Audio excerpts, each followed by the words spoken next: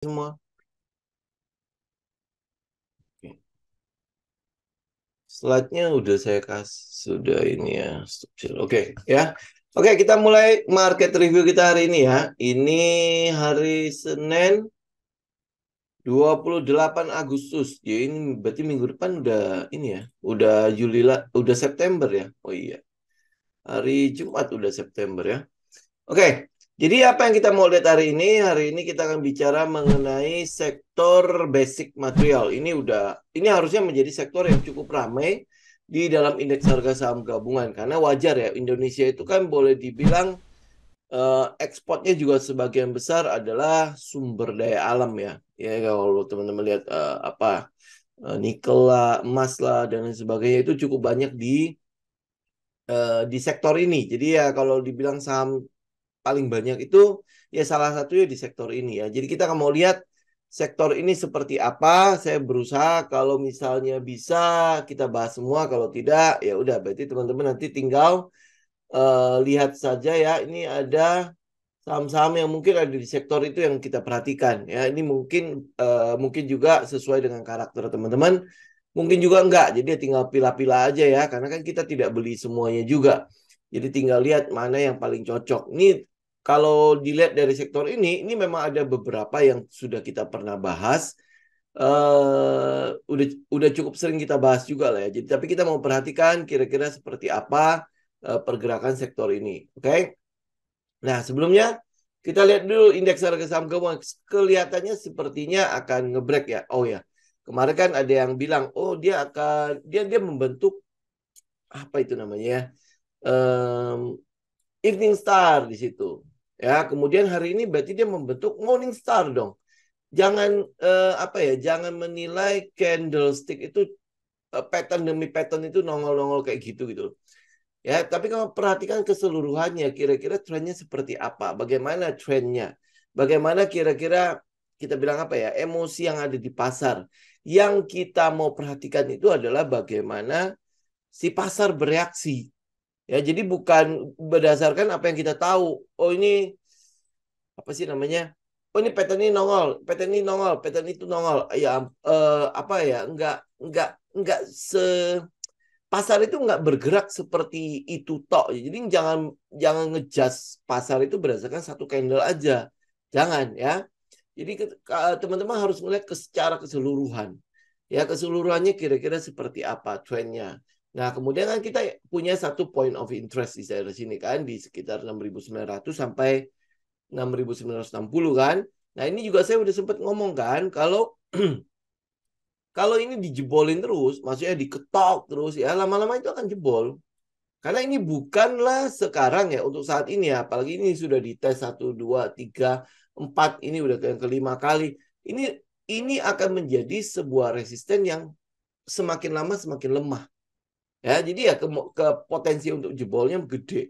Apalagi kalau teman-teman mungkin bisa ngecek katalis-katalis yang ada, ini mungkin ada peluang nggak ya? Ada peluang nggak dia ngejebolin ini mungkin di bulan depan atau mungkin kita mungkin masih lihat nanti ada Santarelli ya di Desember dan sebagainya. Jadi kalau memang ada potensi untuk itu, maka ini daerah ini point of interest ini sangat mungkin jebol.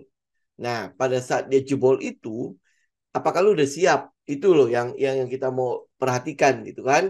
Itu yang mau kita siapkan diri kita. Jadi jangan sampai market euforia ya lu gigit jari atau nanti lu baru kejar-kejaran. Kita nggak melakukan itu. Nanti dikejar, dia turun. Lalu keluar lagi. Begitu lu keluar, dia naik. Ini lama-lama ya modal lu akan habis. Kayak kalau kayak gitu terus kan.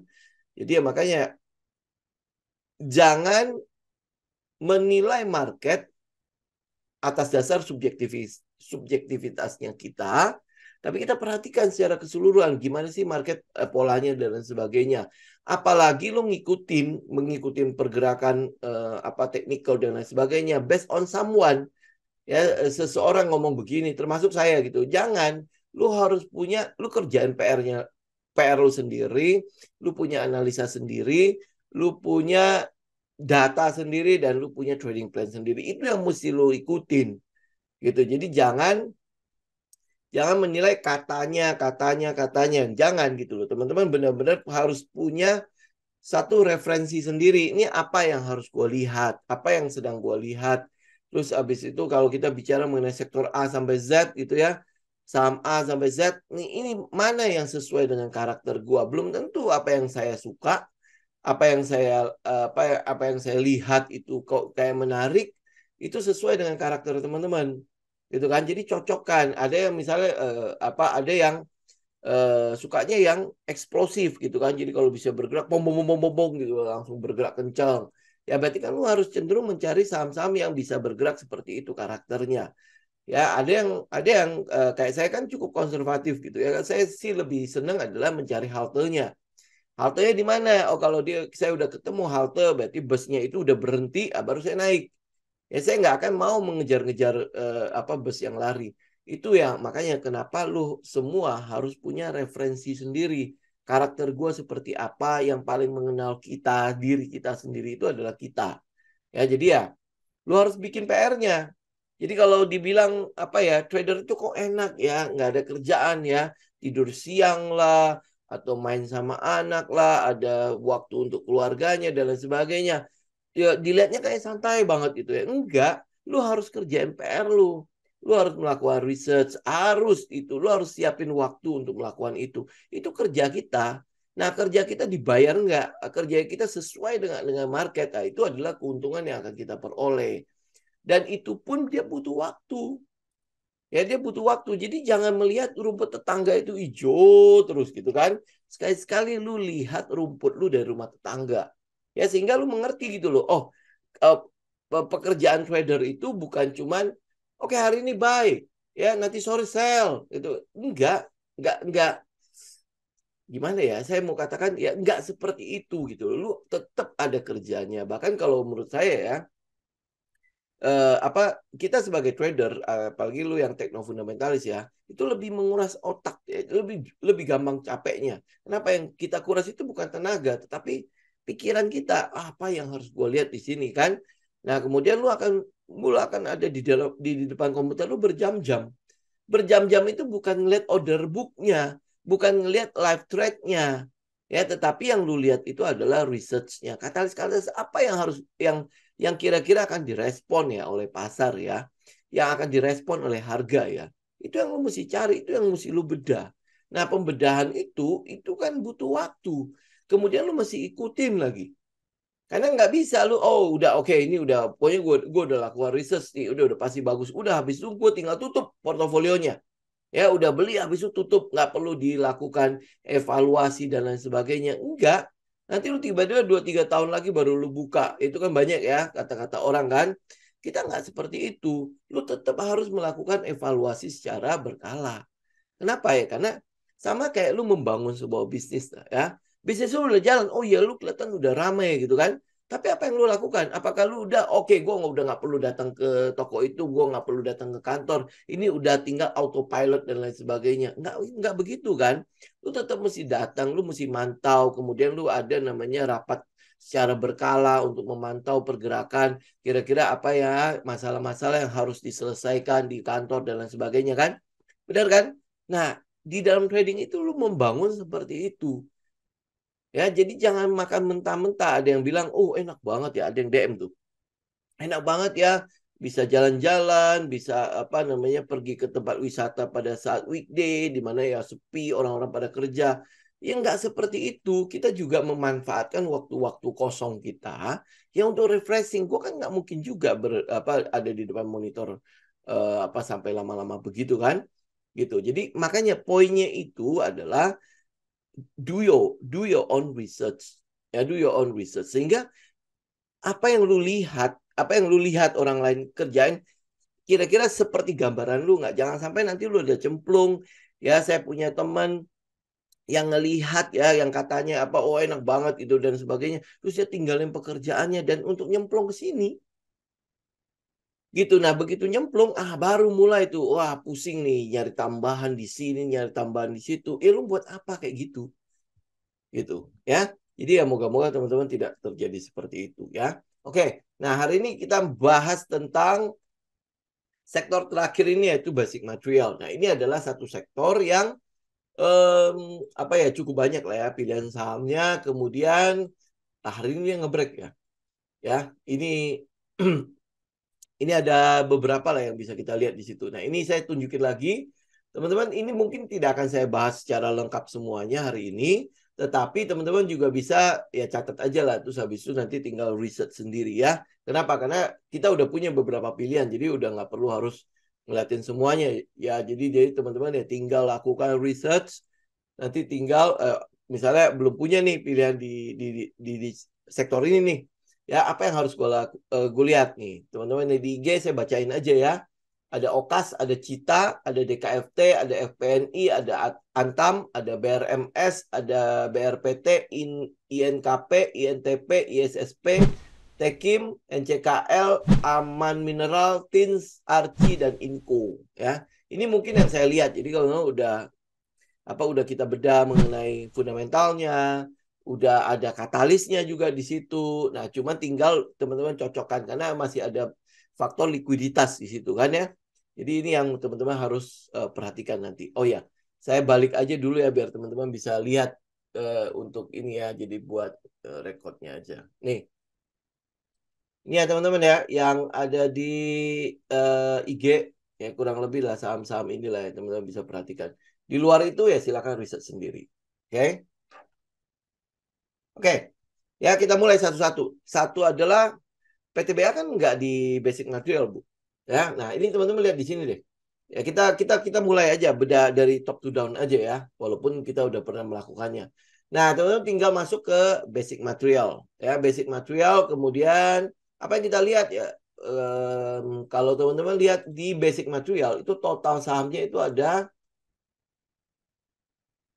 totalnya ada 103. 103 tentu dari sini kan pasti jauh lebih banyak sampahnya lah dibandingkan dengan saham-saham yang bagusnya kan. Jadi yang kita lakukan ya itu ini memanfaatkan yang fitur-fitur yang sudah disediakan oleh Bursa Efek Indonesia. Satu adalah lu tinggal buang dulu yang di pemantauan khusus. Ya, yang di area apa di papan pemantauan khusus, teman-teman buang aja semuanya. Jadi udah nggak perlu lihat lagi. Ya, nah ini yang mungkin menarik adalah kan kemarin tuh ada salah satu saham pilihannya kita ada di pemantauan khusus, tapi masih kita ambil juga. Betul nggak? Ya. Nah, kenapa kita masih ambil juga? Karena yang kita lihat di saham tersebut adalah dia masuk ke pemantauan khusus, papan pemantauan khusus itu karena sebab-sebab di luar fundamentalnya dia. Ya, jadi tiba-tiba kan ada ini kan harus hilirisasi kan. Nah, terus habis itu ya perusahaan ini untuk membangun smelter kan tidak bisa tiba-tiba membalikkan telapak tangan. Buktinya sampai hari ini kan banyak smelter yang belum jadi juga kan. Nah, sama perusahaan ini juga setengah mati lah ya. Jadi kita lihat jadi akhirnya tidak ada penjualan, kemudian ya kosong penjualannya kan. Nah, ini saya juga baru sadar sih hari ini. Hari ini dia udah nggak ada di papan pemantauan khusus ya. Saham itu adalah DKFT. Oke, nah ini teman-teman lihat ya, di papan pemantauan khusus ada 17. Jadi tadi ada 103, teman-teman udah bisa kurangin 16 ya, 16 saham itu udah tinggal berapa, tinggal hampir 80-an kan. Ya, nah habis itu teman-teman bisa lihat ke papan akselerasi juga ada ya. Papan akselerasi udah lalu lupakan aja lah. Itu ya apa? Itu adalah papan di mana um, disediakan oleh Bursa Efek Indonesia untuk perusahaan-perusahaan yang agak-agak kecil. Nah, kalau agak-agak kecil ya sudahlah. Kita sementara nggak usah liatin dulu lah ya. Kemudian kita lihat di pengembangan. Pengembangan teman-teman lihat itu ada sekitar 45 saham. Dan di 45 saham itu lu udah bisa lihat lah banyak yang bisa lu buang kok. Ya, ini misalnya kita ambil contoh ya AKPI. Ya udah tinggal lu buang aja udah. Pasti sahamnya agak nggak jelas. Aldo mungkin karena likuiditas ya. Terus Alka, Almi apalagi. Baja ini sebenarnya cukup bagus gitu ya, tapi ya seringkali dijadikan apa itu namanya bahan buat menggoreng. Jadi ya udah teman-teman biar safety kita lupakan aja dia kan. Apalagi BRMA, Beton, Cita ini saya masukin. Memang dia secara fundamental tuh bagus. Ini adalah produsen, bukan produsen ya, apa ya, ya anggap aja produsen ya, aluminium terbesar di Indonesia. Ya, penghasil aluminium terbesar di Indonesia. Bukan penghasil aluminium. Dia adalah penghasil bauksit terbesar di Indonesia. Ya. Jadi ya makanya bauksit, turunan bauksit itu apa sih? Aluminium. Aluminium itu yang mau kita lihat sebenarnya. Kayak ADMR kan nggak ada di sini nih. Ya nggak ada sih, nggak ada di basic material. ADMR kayaknya lebih masuk ke energi ya, karena dia di choking coal-nya ya. Nah, itu dia bareng sama ADMR, itu kerjasama dalam hal pabrik aluminium dan smelter aluminium. Ya, ini makanya kenapa saya masukin ke situ. Coba kalau teman-teman lihat ada Cita, ada ADMR, ya pasti kita akan pilih ADMR lah, karena likuiditasnya semua pasti akan jauh lebih banyak di daerah situ, di ADMR-nya. Ya, oke. CLPI juga, ini di KFT ini akhirnya masuk kembali ke papan pengembangan kan. Jadi notasinya udah dikeluarin semua. Nah, ini yang saya bilang, kalau notasinya diangkat, itu berarti kan eh, kita bisa lihat dengan sangat mudahnya perubahan terhadap fundamental itu. Karena alasan dia masuk ke dikasih notasi, dikasih tato itu, karena dia nggak ada penjualan. Nah, lu mesti cek dong, kenapa dia tidak ada penjualan. Gitu kan. Padahal dia adalah salah satu produsen nikel. Ini yang sering saya bilang sebagai kuda hitamnya untuk emiten-emiten nikel. Karena dia mudah sekali untuk kita pantau. Begitu dia punya smelter, artinya dia udah bisa melakukan ekspor. Gitu kan. Nah, ini yang saya bilang, kalau teman-teman nggak beda, maka teman-teman akan lihat DKFT ini cenderung adalah saham-saham yang nggak ada gunanya.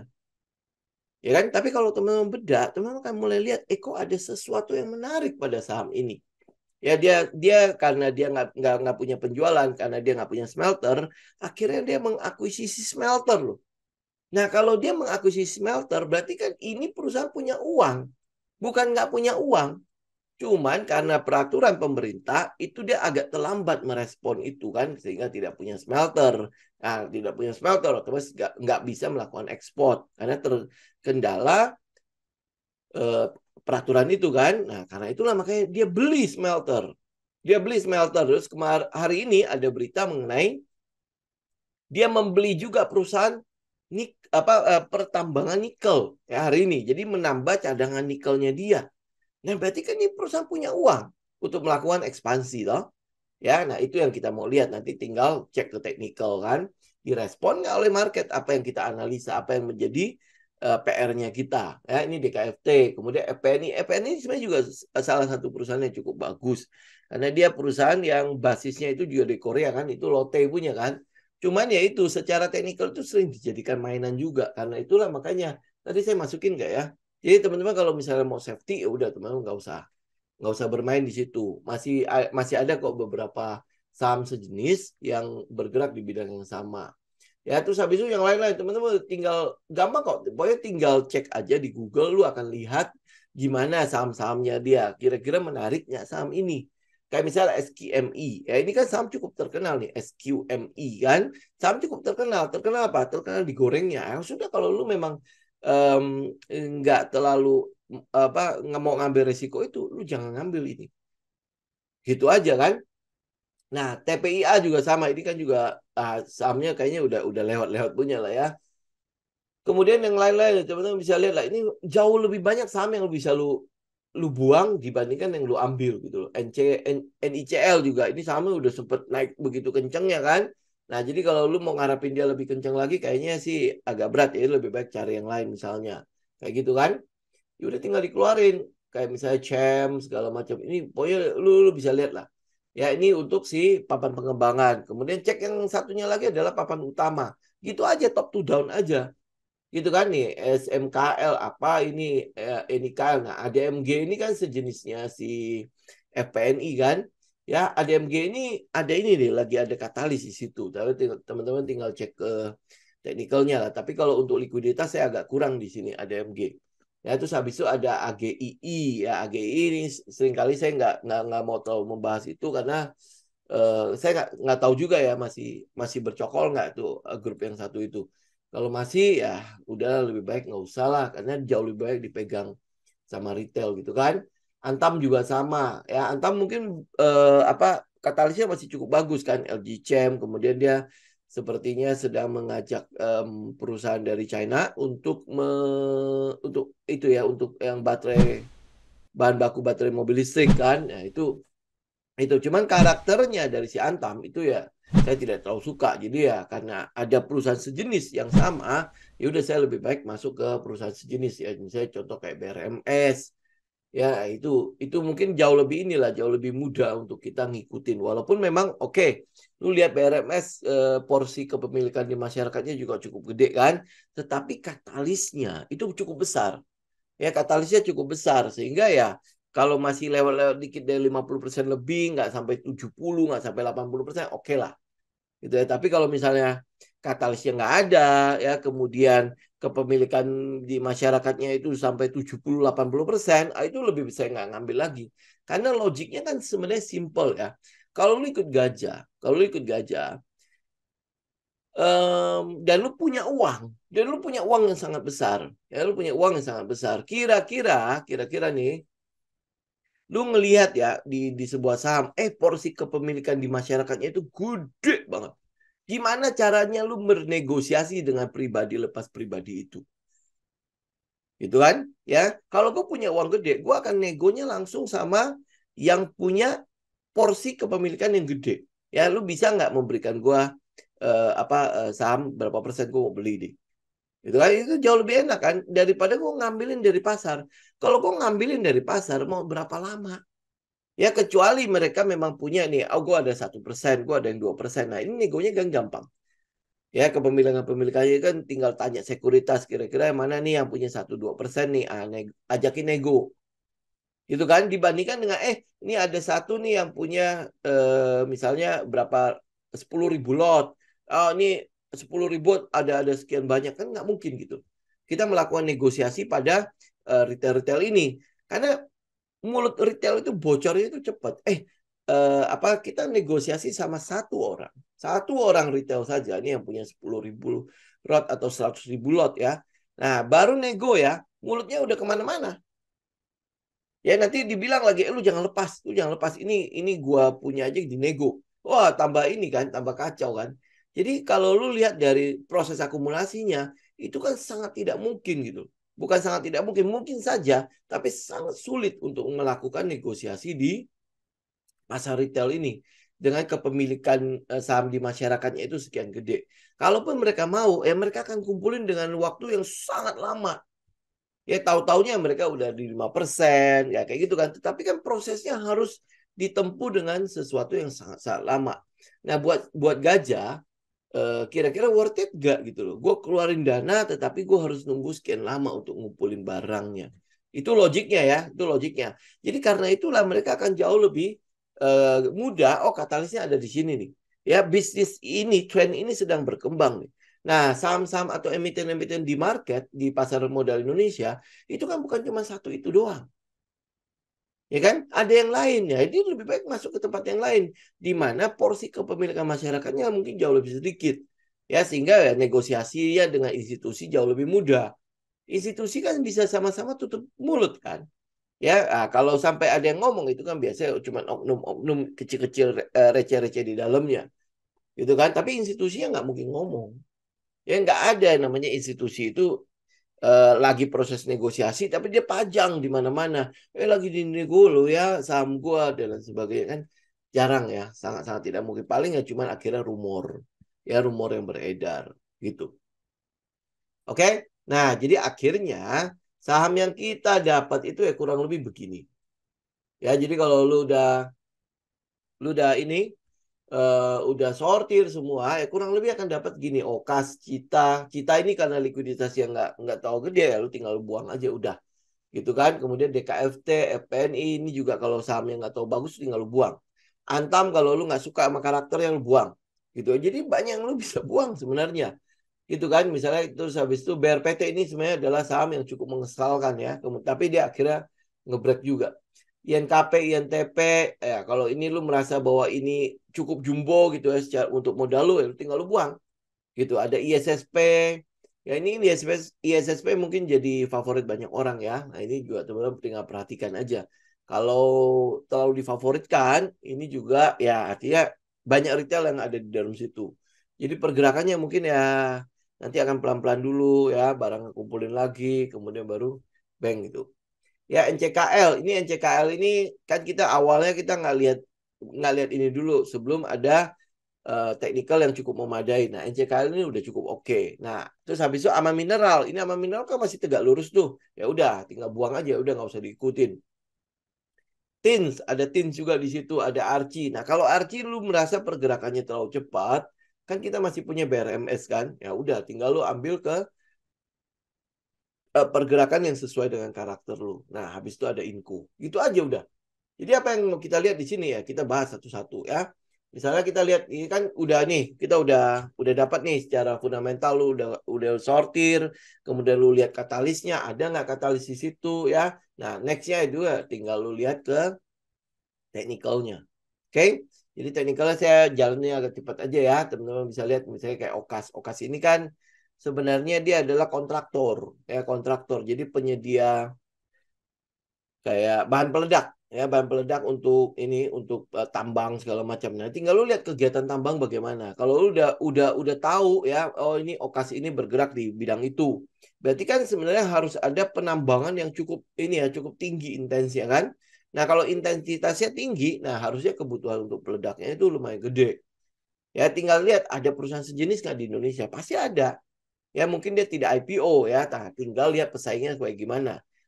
Belum habis itu kontrak para petambang itu untuk si Okasnya seperti apa.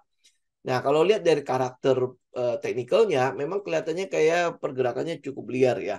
Ya karena shadow-shadownya cukup banyak di situ. Nah kalau tidak sesuai dengan karakter, lu nggak sesuai dengan di situ, sudah tinggalin aja gitu. Oke? Ya kalau Okas ini, kalau teman-teman lihat seasonality-nya ya, itu September rata-rata bagus. Nggak tahu kenapa, mungkin karena di September itu pembelian untuk yang barang-barang ini mungkin agak gede.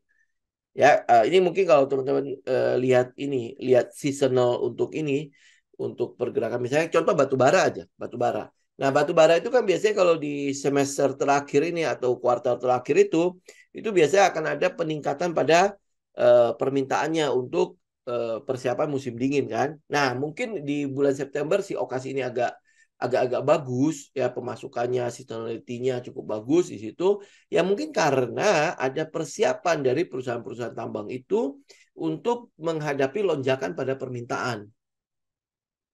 Ya kan?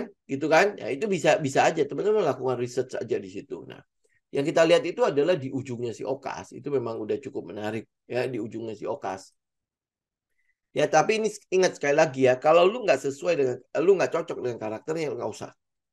Ya, itu yang kita mau lihat. Jadi ya kalau teman-teman mungkin lihat pergerakannya, ini kan sebenarnya udah semakin semakin mengecil ya. Itu Okas, oke? Ya, Cita itu saya nggak bahas lagi karena memang nggak terlalu ini. Ya, terus habis itu kita lihat ke DKFT. Nah, DKFT ini saya sih nggak nyangka sih hari ini dia mulai ngebreak ya. Ya, nah ini kan datang dari Money Spot. Ya, bisa lihat di bawah situ, itu datang dari Money Spot. Ini saya udah mention juga beberapa kali. Kemudian dari kemarin, teman-teman juga udah lihat ya, katalis-katalis terus dimasukin ke dalam grup ya. Jadi kalau hari ini dia mulai bergerak, saya nggak tahu apakah karena didorong oleh grup, tapi kayaknya sih mungkin enggak lah ya. Kenapa? Karena volumenya gede, volumenya cukup besar di situ. Tapi harusnya sih tidak didorong oleh kita lah ya, bukan kita lah ya. Nah, kayak misalnya LP kemarin kita bahas ya, hari ini cukup banyak yang nahan di situ. Saya nggak tahu siapa yang nahan lah ya. Oke, nah ini kalau teman-teman lihat teknikalnya, ini udah di plafon ya, udah di plafon. Jadi pergerakannya oke. Ini udah cirinya si money spot. Jadi memang setelah money spot itu selalu akan ada satu candle besar di situ. Nah, tapi satu candle besar ini bukan berarti dia akan langsung naik. Ya, tapi bisa aja karena katalis-katalis yang ada bisa aja dia langsung naik gitu ya. Tetapi sangat mungkin juga dia akan turun dulu sebentar, kemudian baru naik. Ya, ini yang kita lihat dari si DKFT. Tapi kalau lihat hubungkan aja nih titik-titiknya, ini yang paling atas nih saya pakai shadow aja. Saya pakai shadow itu ya. Itu kita bisa lihat dia berhentinya di situ. Berhenti di close-nya di trendline itu ya. Oke. Nah, kemudian high-nya itu pas banget dengan high yang terjadi sebelumnya. Jadi kayak double top di minornya ya. Jadi seperti double top di tanggal 28 Maret 2023 itu ada high di situ. Ya kalau lu hubungkan itu high-nya persis berhenti di situ. Nah, ini apa yang kita lihat ya? Kita tinggal tunggu aja besok. Katalisnya bagaimana? Masih tetap bisa mendorong si ini enggak, si DKFT ini untuk naik. Karena ini buat saya bilangan 115 itu sangat-sangat murah. Ya, sangat murah. Kemudian kalau lu lihat dari corporate action yang dilakukan oleh manajemen saat ini, dia smelter udah kebeli, kemudian dia udah akuisisi perusahaan tambang nikel juga, kemudian melepas treasury-nya, ya treasury-nya ada sekitar 160 jutaan. Jadi artinya kalau dia mau lepas itu saham, dia harusnya harganya harus dibikin bagus, ya. Kemudian kemarin tuh ada pengendalinya itu beli lagi 40 juta lembar saham untuk si ini kan. Kemudian tadi kemarin sempat di-share sama Bu Mimi juga. Kalau kita lihat tuh di bulan-bulan awal Agustus ya, ada pembelian juga, nggak tahu oleh siapa ya, ada di pembelian nego juga di berapa juta ya, atau jutaan lot ya, gitu ya. Jadi ini kita lihat akumulasi yang ada di dalam si DKFT. Jadi kalau dia naik ya sudahlah, ini cukup wajar ya. Nah, apa yang kita lakukan kalau lu belum dapat nih, ya lu belum dapat juga ini. Padahal kita udah bicara ini udah lumayan sering lah ya. Nah, kalau lu belum dapat juga, lu tunggu dia break. Ya, lu tunggu dia break, kemudian dia pullback. Ya, itu aja udah. Nah, setelah itu nanti lu tunggu lagi. Dia naik, lu tunggu dia lagi pullback dan lain sebagainya. Ya, moga-moga sih lu nggak saling menunggu terus ya. Kalau dia udah di halte, ya artinya gini. Kenapa kita cukup yakin untuk melakukan pengumpulan barang daerah-daerah halte? Karena apa? Karena kita pegang katalisnya. Kita pegang skenarionya dan kita ikutin skenario demi skenario, kira-kira dia berkembang nggak? Ya, dia terus membaik nggak? Ya, coba bayangkan dari yang tidak ada penghasilan, kemudian dia menghasilkan sekarang. Ya, kemarin kan di laporan Q2-nya kan udah laba juga. Ya kan, berarti kan sudah ada penjualan, makanya dikeluarkan dari notasi, dikeluarkan dari pemantauan khusus. Ya kan, sudah ada laporannya, sudah ada penjualannya. Kenapa ada penjualan? Kan tinggal bedah. Ya, nah ini udah some turnaround yang sangat mudah untuk lu lihat. Tadinya tidak ada penjualan karena dia tidak punya smelter, karena oleh aturan hilirisasi ini dia otomatis tidak bisa melakukan kegiatan ekspor. Gitu kan? Nah, karena dia terkendala di smelter, maka dia mengakuisisi smelter. Dari sini saja kita melihat bahwa dia punya kemampuan di bidang keuangan. Cash flow-nya cukup. Ya, cash flow-nya cukup, makanya dia bisa mengakuisisi. Ya, nah dengan mengakuisisi smelter, otomatis ya sekarang saya nggak tahu saya belum update lagi apakah dia sudah punya lebih dari itu. Karena kemarin tuh dia baru mengakuisisi 35%. Ya, 35%. Apakah nanti dia akan kabarnya kan akan terus ditambah kan kepemilikannya di smelter itu. Nah, kalau ditambah sekarang udah tambah berapa? Ya, nah dengan dia walaupun dia punya 35% smelter, artinya smelter itu sudah bisa dikendalikan lah. Ya kan? Sudah bisa, ini ya, gue ada barang nih. Ya, kan sama-sama owner walaupun 35% kan. Ya, lu minimal lu bisa smelting gue punya dulu kan, biar gue bisa ekspor. Nah, kita lihat tindakan itu, action itu sudah mulai menghasilkan sesuatu kepada DKFT, yaitu apa? Pendapatan. Tadinya nggak ada loh, tadinya nol loh. Karena apa? Nggak bisa ekspor. Nah, sekarang sudah mulai ada pemasukan. Itu kan gampang banget untuk dilihat turnaround ya kan. Dari tidak punya pendapatan, sekarang sudah punya pendapatan, bahkan laba lagi. Gitu. Nah, kemudian hari ini berita mengenai, nggak tahu beritanya kapan itu ya. Dia mengakuisisi perusahaan tambang nikel. Artinya dia menambah cadangan nikelnya loh. Berarti ini perusahaan walaupun dia mungkin udah berapa kuartal tidak menghasilkan penjualan, tapi dia punya uang. Berarti cash flow-nya bagus dong. Ya kan? Cash flow-nya bagus. Kemudian kalau lu lihat ya, proses akuisisinya itu buat apa? Untuk menyongsong tren mobil listrik. Ya, dimana kalau misalnya nanti pabrik baterainya udah jadi beroperasi, kemudian penetrasi mobil listrik semakin banyak di Indonesia kan, otomatis kan kebutuhan untuk ya nikel itu akan jauh lebih tinggi. Belum lagi kalau dibilang dunia, karena ini kan pasarnya itu adalah pasar China kan. Ya, DKFT ini adalah pasar China, ekspornya itu hampir boleh bilang 11% itu ke China. Dan lu tahu bagaimana pasar China kan, bagaimana pasar baterai mobil listrik di China. Itu cukup besar. Gitu. Itu makanya kenapa kita melihat DKFT ini underdog. Ya, potensi untuk berubah tren itu jauh lebih mudah di DKFT dibandingkan dengan Incola, dibandingkan dengan Antam lah dan lain sebagainya. Ya dia nothing tulus. Gitu kan? Oh, ada ini lagi mineral kritis lagi ya. Si DKFT punya. Oh, ya.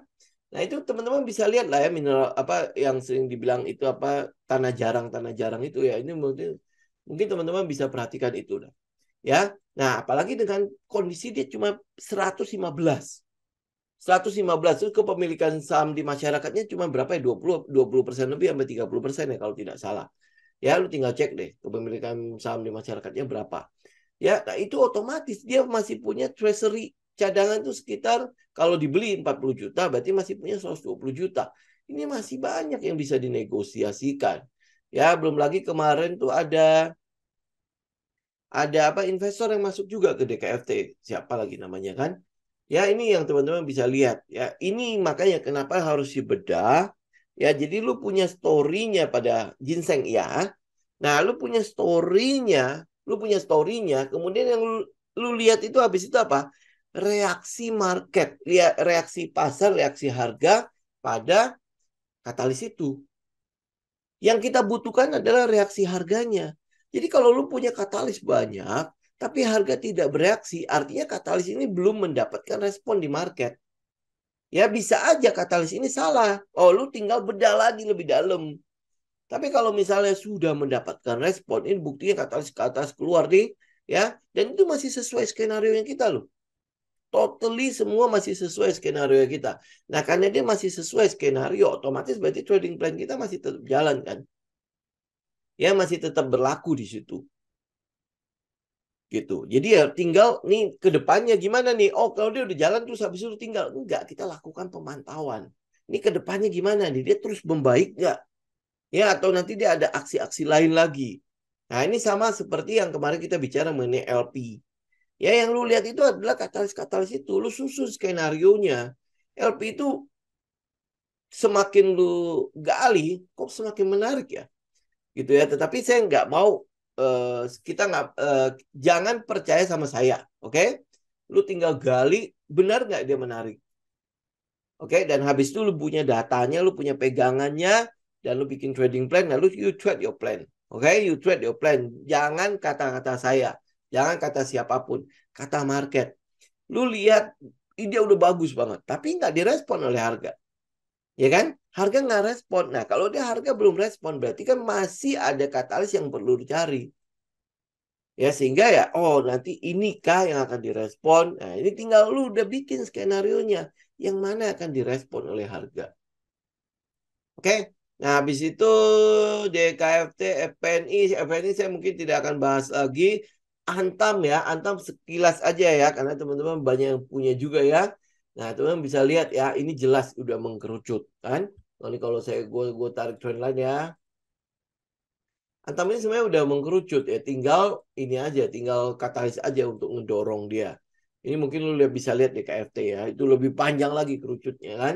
Nah, ini tinggal dorongannya itu kemana nih si Antamnya. Nah, ini udah mulai masuk ke area money spot nih. Tinggal dicek lah ya. Kemarin itu terakhir itu ada kerjasama sama perusahaan China lagi untuk si Antam. Ini kelihatannya LG Chem nih kayak bakalan gagal nih. Ya, tapi ya saya nggak berkomentar yang lain ya. Tapi teman-teman tinggal tungguin aja. Ya, ini Antam. Kemudian untuk BRMS, ini untuk BRMS ya. Nih, BRMS teman-teman lihat ya. Ini kan hampir-hampir dia ngebreak untuk yang set satunya ya. Ini kan ada di high-nya itu ada di 204 ya, 204. Kemudian lu lihat ada area supply di bawah itu 174 sampai 191. Ini udah di break kan sama dia kan. Jadi harapan kita adalah dia udah break, tinggal retest atau dia build up di atas itu kemudian naik kembali. Ya, ini walaupun kita lihat untuk harga emasnya itu mungkin ke depannya itu masih agak-agak sedikit susah untuk kenaikannya. Kenapa? Karena the Fed itu masih akan mempertahankan goalnya dia, tujuannya dia menggencet inflasi itu sampai 2%. Ya, ini yang teman-teman juga perhatikan ya. Ini makanya kenapa kalau dibilang, oh kalau lu nggak perlu lihat makro, nggak juga gitu loh. Harus melihat totally keseluruhan sehingga lu mendapat gambaran besarnya. Jadi nggak, oh udah, sampai ngomongin the Fed segala macam, apa sih pentingnya? Penting. Kenapa? Karena salah satu produk dari emiten kita itu berkaitan dengan itu. Misalnya contoh kayak emas. Emas itu berarti kan tidak ada peningkatan harga ya. Bahkan mungkin akan ada penurunan harga pada harga emas. Berarti kan itu mempengaruhi pendapatan dari si emiten tersebut. Nah, terus kenapa si BRMS naik? Apakah cuma karena dia masuk ke dalam indeks FTSE, M, MSCI? Apakah cuma itu? Tentu tidak ya. Teman-teman harus lihat bahwa perubahan fundamental pada si BRMS itu sudah sangat-sangat kelihatan. Perubahan fundamental gimana? Lu bisa lihat kemarin dia di manajemen yang lama seperti apa. Ya, nggak ada asupan gizi sama sekali. Walaupun memang iya tambang ada, cadangan emas ada, kemudian pembangunan pabrik ada, ya. Tetapi pembangunan pabriknya begitu lambatnya kan, sampai akhirnya masuk investor baru.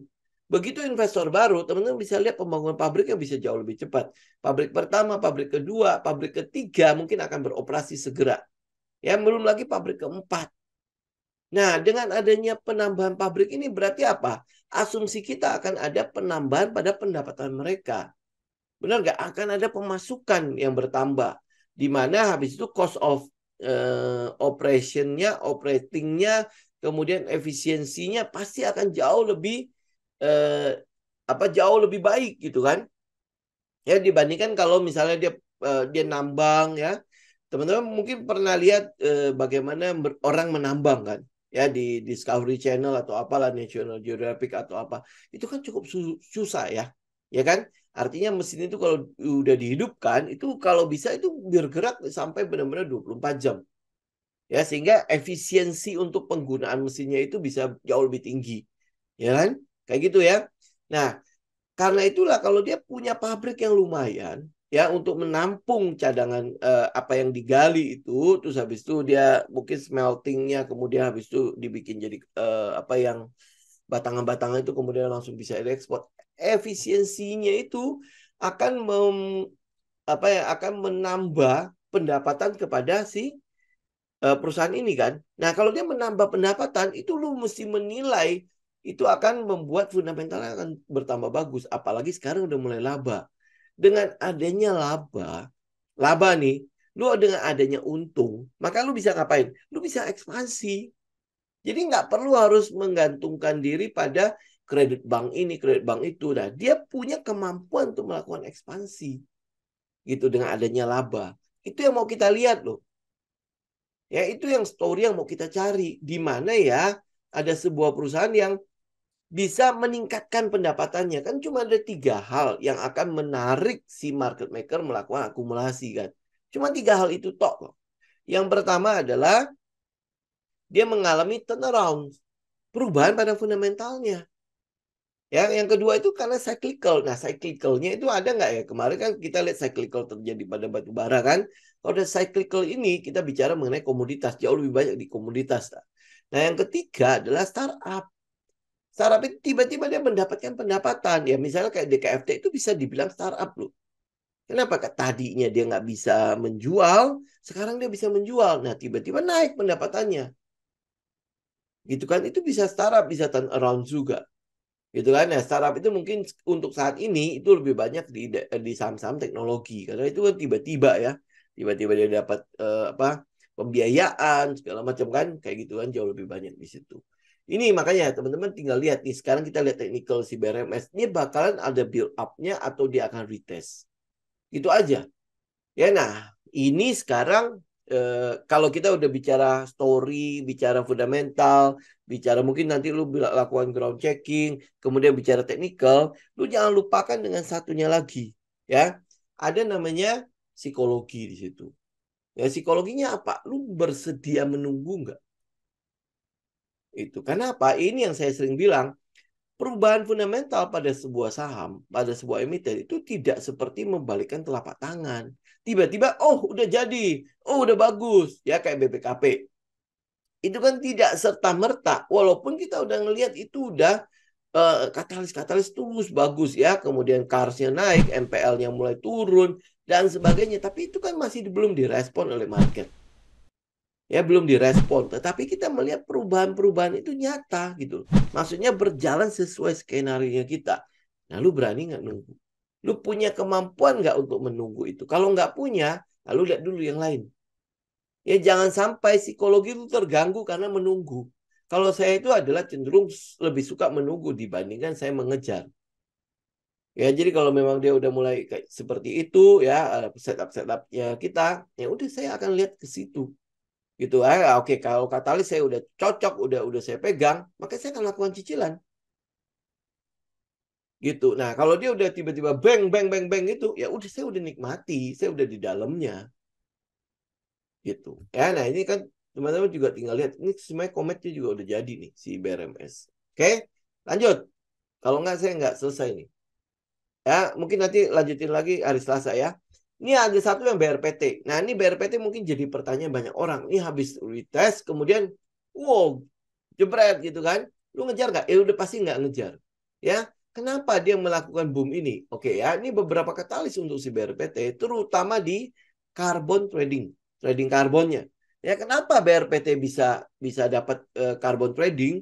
Sama seperti kemarin sempat ada yang nanya kan, PTBA kok bisa dimenangkan di apa bisa mendapatkan keuntungan dari carbon trading. Nah, gini, carbon trading itu adalah sebuah bursa, boleh katakan gitulah ya, sebuah bursa yang disediakan ya mungkin di sebuah negara atau apalah ya untuk apa? Untuk memfasilitasi perusahaan-perusahaan yang memiliki kandungan emisi dalam produksinya dia yang terlalu tinggi ya yang tinggi yang di ambang batas ya sehingga dia perlu mencari dia perlu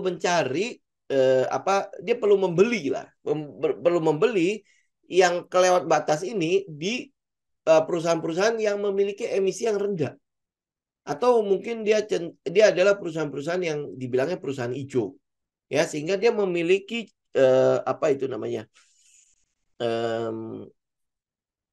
bilangnya apa ya stok untuk stok karbon untuk ditradingkan gitu. Contoh misalnya kayak wood ya wood ya kenapa dia bisa dilakukan trading itu karbon positif namanya ya oke ya betul-betul ya ada satu yang karbon negatif ada satu karbon positif ya. Nah dia untuk membalance ini dia perlu mencari perusahaan-perusahaan yang karbonnya positif betul ya kayak gitu ya ini istilahnya lah ya intinya adalah karena gua punya produksi itu terlalu tinggi emisi gas buangnya terlalu tinggi ya gua menurut undang-undang gua harus nutupin itu dengan mencari atau membeli kepada mereka perusahaan-perusahaan yang karbonnya positif ya sehingga ya nanti bisa membalance. Nah itu yang terjadi pada PTBA ya PTBA dia teman-teman bisa lihat ya dia terus membangun PLTS untuk apa agar si karbon positifnya bisa nutupin yang negatif ini. Yang negatifnya apa ya penambangan batu bara itu negatif gitu kan sehingga dia bisa nutupin jadi nggak perlu harus beli dari luar gitu loh. Nah, BRPT ini itu kan dia punya satu anak perusahaan namanya Star Energy. Ya, kalau lu lihat BRPT, kan dia TPIA. TPIA kan sebenarnya kalau dalam hal pemakaian karbon itu harusnya emisinya cukup tinggi. Kenapa? Karena dia menggunakan kimia kan untuk memproduksi plastik. Plastik ini harusnya tidak ramah lingkungan, toh. Ya. Nah, tetapi si BRPT punya satu perusahaan namanya Star Energy. Star Energy ini apa? Star Energy ini adalah perusahaan geotermal, ya. Dia membangun pembangkit listrik panas bumi. Ya, ada beberapa. Teman-teman ini juga udah sempat saya bahas ya. Makanya ini cukup mengesalkan sampai akhirnya saya udah tinggalin aja. Teman-teman bisa lihat ya bagaimana dia mengerucutnya ya sampai akhirnya ngebank. Memang semakin besar triangle-nya, semakin besar ngepresnya. Ini kan yang namanya sebentar saya lupa namanya. Ya, volatility contraction pattern VCP ya. Dia terus mengecilnya. Kalau lu kayak sebuah balon gitu terus di press akhirnya meledaknya lumayan tinggi. Nah, ini sama. Ya mungkin dapat dari katalis itu. Ya di mana nanti karbonnya kalau nggak salah akan dimulai di tanggal September ya. Ya, jadi dia cukup banyak lah pasti akan mendapatkan keuntungan dari sana. Ya iya, kalau gue masih punya banyak sekali ya stok untuk dijual kan. Nah ini kok jual nih, otomatis dia akan mendapatkan uang. Ya akan mendapatkan pendapatan di situ. Nah ini makanya kenapa kayak Arco, Kin segala macam ya itu itu cukup ini ya cukup bergerak di situ ya karena perdagangan karbon itu. Nah kalau Wood ini bagaimana cara dia memperdagangkan karbonnya ini yang teman-teman mesti ngecek sendiri ya. Saya juga apa karena teknikalnya belum menarik gitu. Jadi ya saya belum terlalu itu. Sedangkan Arco Kins itu udah di atas. Jadi saya udah cukup malas untuk ngikut itu. Makanya kenapa kalau dari EBT itu kita ambilkan PTWA kan. Ya, moga-moga ya proses menuju ke itunya cukup bagus ya. Oke, saya pikir itu dulu ya teman-teman ya. Nanti di Senin kita bahas sisanya. Ya, sisanya itu masih cukup banyak ya. Senin kita bahas teknikal untuk sisa. Senin lagi. Hari Rabu mendatang kita akan bahas untuk sisanya ya. Ini memang cukup banyak di sini. Nah, oke. Ini mungkin jadi pertanyaan. Ini gue kejar nggak? Ini gue kejar nggak? Udah pasti tidak. Ya, lu tinggal lihat nih kopong-kopongnya baik banget. Ini kalau apalagi tegak lurus begini, sangat mungkin tiba-tiba dia bisa rontok. Ya, nah rontoknya berapa? Ini mungkin ada beberapa wilayah mungkin dia akan bisa melakukan retest. Ya kan kita nggak tahu perdagangan karbon itu akan seefektif apa kan? Karena kan ini baru belum mulai gitu. Jadi ya kita belum tahu. Ini kan masih adalah euforia market aja menyambut sesuatu yang baru. Ya nanti kalau udah tahu, oh ternyata tidak semenguntungkan itu ya, tidak seheboh yang dibicarakan kan? Ya udah habis itu nanti dia akan koreksi itu. Ya, nah sekarang ya euforia. Nanti kalau tiba-tiba udah tahu, oh nih mekanismenya begini, oh ternyata lebih susah ya. Sama kayak waktu awal-awal insentif motor listrik dan mobil listrik dikeluarkan. Ya itu kan euforia tuh. Ternyata setengah mati susah dapatnya. Nah kalau dia susah untuk dapatnya, ya nanti kan koreksi lagi. Ini juga sama gitu ya. Ini yang kita lihat adalah mekanismenya dulu, pelaksanaan di lapangannya seperti apa. Jadi makanya kita tidak kejar-kejar beginian. Ya lebih baik kejar yang memang katalisnya udah kepegang sama kita. Kemudian teknikalnya memang ada gitu loh. Teknikalnya memang sesuai juga dengan setupnya kita. Sudah, itu yang kita ambil. Yang lebihnya, no. Gitu ya. Oke, teman-teman ada pertanyaan sampai sini? Oh, kalau SEMA itu udah sempat kita bahas ya. Kayaknya tidak terlalu menarik ya kalau lihat dari fundamentalnya. Kemudian lihat dari ininya ya. Katalis yang ada ya. Ini agak-agak tidak terlalu menarik gitu loh. Walaupun dia di EBT. Ya, walaupun dia di EBT. Cuma kalau dari teknikalnya sih memang oke lah gitu ya. Tapi kalau lihat dari katalisnya hampir nggak ada gitu loh. Ya, cek aja sebentar aja gitu ya. Teman-teman kalau lihat ya. Ini hampir nggak ada. Ini apa? 16 Juni dia kantongin proyek 175 untuk PLTS. Udah habis itu nggak ada lagi. Ya kan? Ada katalis apa? Hampir boleh tidak ada gitu. Ya, nih habis itu nggak ada nih. Agustus ini 2022. Lainnya tuh hampir nggak ada. Gitu lah. Belum lagi kalau misalnya kita bicara mengenai PLTS ya. Si PLN-nya kan masih masih ini ya, masih agak-agak gimana gitu dengan PLTS. Kemudian habis itu pemerintah juga kebijakannya masih nggak pas banget gitu loh untuk si PLTS. PLTS yang terapung juga kayaknya masih terkatung-katung. Kemudian ya intinya kalau untuk yang itu ya, yang panel-panel surya itu kayaknya masih agak kurang. Cuman teknikalnya si SEMA memang cukup menarik. Tapi kita nggak ngelihat ada katalisnya gitu. Apakah si karbonnya itu bisa menggerakkan dia atau enggak? Ya tinggal tunggu aja ya. Ya kalau teknikalnya lu kalau cuma based on technical doang ya sebenarnya dia udah cukup menarik buat lu kolek gitu. SEMA. Cuman ya itu buat saya akan kurang pede kalau saya nggak dapat data ngapain gitu loh gua koleksi ini. Memang ada ya kita lihat memang ada gerakan-gerakan volume itu cukup oke ya, cukup bergerak di situ. Bullish activity-nya kelihatan memang gitu. Tetapi ya itu balik lagi kalau lihat alurnya ya, story-nya kita nggak pegang. Nah kalau story nggak pegang gimana? Berarti based on perdagangan karbon doang. Perdagangan karbonnya sendiri mekanismenya itu kan masih nggak jelas buat kita. Gitu ya. Jadi ya lebih baik ya kita tunggu aja, cek yang lain aja. Tapi kalau misalnya lu lihat teknikalnya sih memang sudah sangat-sangat menarik. Ya, ISSP itu aja ya Bu ya, nanti hari Rabu aja Bu.